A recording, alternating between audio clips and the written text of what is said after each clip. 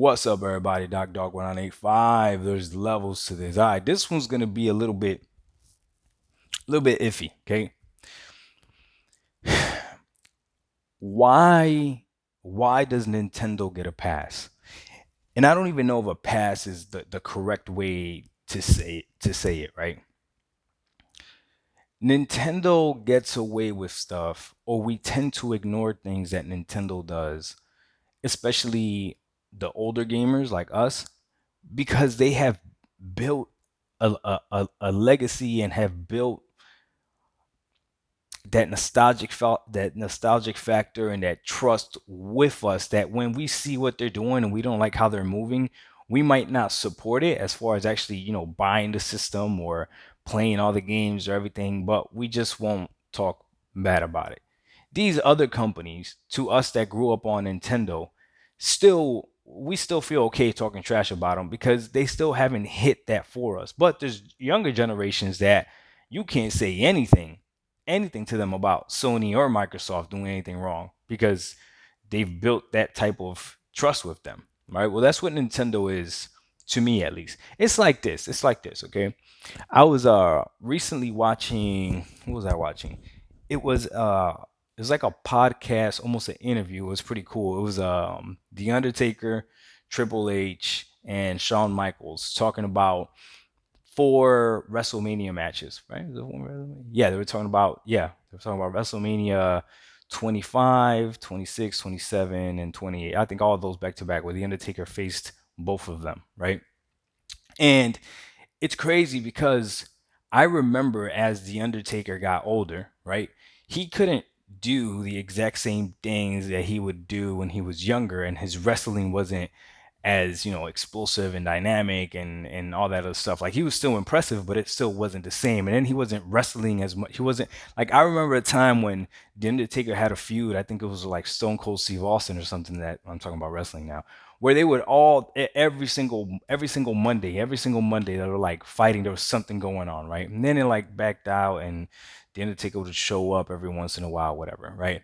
Now, because he had built that fan base, there were certain things that we would allow, those old wrestlers to get away with. Like, they didn't have to be as fast, they didn't have to be as, dynamic and anything like that, because they had already established who they were. That's exactly what Nintendo is. Nintendo has already established who they are. They have given IPs to you and me that we will never forget about. That we will always remember, and we will always cherish Nintendo for giving us those memories, right? So it's kind of hard when you see them doing things that are definitely anti-consumer, back to back to back to back to back.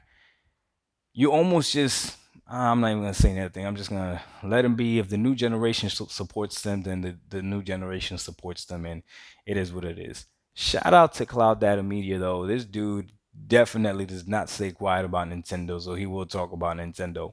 But for the for the most part, a lot of us, old dinosaurs, like I call us, like, man, we think about all the times that Nintendo has given us in gaming, and a lot of us fell in love with gaming through a Nintendo console. It's kind of hard, man. It's kind of hard. Like, yeah, Nintendo taking our money now, but damn, do you remember Street Fighter Alpha 2 on the Super Nintendo? You know what I mean? It's just things like that. Like, you just, I don't know. It's hard. Honestly, it breaks my heart because ever since I started making money, my own money, I have purchased every single Nintendo console except for, I never owned a 3DS. I had a 2DS, but I've never owned a 3DS, right? Um, but had a Nintendo 64, GameCube, the Wii, the Wii U, the Switch. I had a Game Boy, Game Boy Pocket, Game Boy Color, had a Game Boy Advance. I forgot what the one they called that had the two screens first. I had that one. So I mean, yeah, and I don't even know honestly why I purchased those later consoles. I guess I still had fun with the Wii U. I think the Wii U is kind of underrated. So I still did have fun with the Wii U. Not only that, but the Wii U was like, The last true couch co-op experience I had, like me and my family, and we had four Wii controllers, and we would play Super Mario World. Again, a recycled game because that's when they really started doing that. It was literally like Super Mario Bros. From the Wii, but now it's on the Wii U. They just put a U in the front of it. It's almost like the identical game, just now it's in 1080p or whatever. But again, those are memories that I'm not gonna forget. I remember playing with everybody, and you could turn yourself into a bubble. People would pop the bubble, or you would tell somebody that was a trash, like, "Yo, turn yourself into a bubble." So it just mad fun playing Mario Kart, playing Smash Bros. With your family and everything. Um, so it's kind of hard to be hard on Nintendo when they have given us memories like like that. So I get it. What they're doing is they definitely seem money hungry, and it's definitely the company that gives you less technology wise for the experience or for the console. As far as innovation though, Nintendo's still leading. Like the Switch is pretty innovative. It's the reason why it's still superior to things like Stadia, to things like xCloud, because it's literally console gaming on the go, local console gaming on the go. You don't got to worry about data. You don't got to worry about none of that. So you got console gaming on the go, and it's genius that they did that, and it sells well. So they don't have the power narrative.